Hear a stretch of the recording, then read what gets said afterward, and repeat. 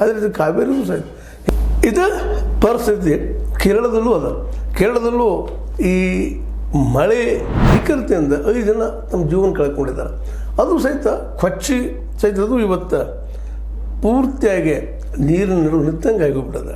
ಹೀಗಾಗಿ ಇಲ್ಲಿ ನಮ್ಮಲ್ಲೇ ಮಂಗಳೂರು, ಅಲ್ಲಿ ಕೊಚ್ಚಿ ಇವೆಲ್ಲ ಕರಾವಳಿ ಪ್ರದೇಶದಲ್ಲಿ ಬರುವಂಥದ್ದು.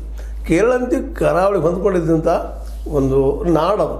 ಹೀಗಾಗಿ ಇವೆರಡೂ ಮಂಗಳೂರು ಮತ್ತು ಮಂಗಳೂರು ಅಂದರೆ ಉಡುಪಿ, ಚಿಕ್ಕಮಗಳೂರು, ಜೊತೆಗೆ ಉತ್ತರ ಕನ್ನಡ, ದಕ್ಷಿಣ ಕನ್ನಡ ಈ ಭಾಗಗಳಲ್ಲಿ ವಿಶೇಷವಾಗಿ ಮಳೆ ಜೋರುದಾರಾಗಿ ಬರುತ್ತಿರುವುದರಿಂದಾಗಿ ಅಲ್ಲಿ ಜನಜೀವನ ಅಸ್ತವ್ಯಸ್ತ ಆಗ್ಯದ.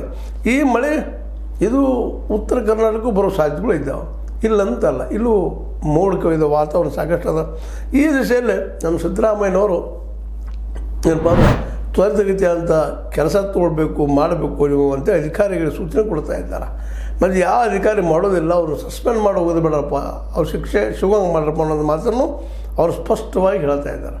ಇದರರ್ಥ ಸೀರಿಯಸ್ ಆಗಿ ತೆಗೆದುಕೊಂಡಿದ್ದಾರಂತ. ಯಾಕಂದ್ರೆ ಈಗಾಗಲೇ ಗ್ಯಾರಂಟಿಯಿಂದಾಗಿರ್ಬೋದು, ಇನ್ನುಳಿದ ಕಾರ್ಯಕ್ರಮದಾಗಿರ್ಬೋದು, ಮತ್ತು ಒಳ್ಳೆಯ ಕೆಲಸಗಳಿಂದ ಹೆಸರು ಮಾಡ್ಕೊಳ್ತಿರುವಂಥ ಸಿದ್ದರಾಮಯ್ಯನವರು ತಮ್ಮ ಅಧಿಕಾರಾವಧಿ 2ನೇ ಅವಧಿ, ಹೆಚ್ಚು ಕಡಿಮೆ ಕೊನೆಯ ಅವಧಿ, ಇಲ್ಲಿ ಒಳ್ಳೆಯ ಕೆಲಸ ಮಾಡಿ ಹೋಗ್ಬೇಕು ಅನ್ನುವಂಥ ಮನಸ್ಥಿತಿಯಲ್ಲಿ ಇದ್ದಂಥವ್ರು. ಇಂಥವ್ರು ಇವತ್ತು ಕೆಲವೊಂದಿಷ್ಟು ಘೋಷಣೆ ಮಾಡಿಬಿಟ್ಟಿದ್ದಾರೆ. ಏನಪ್ಪ ಅಂದ್ರೆ ಹಂಚು, ಸೀಟು,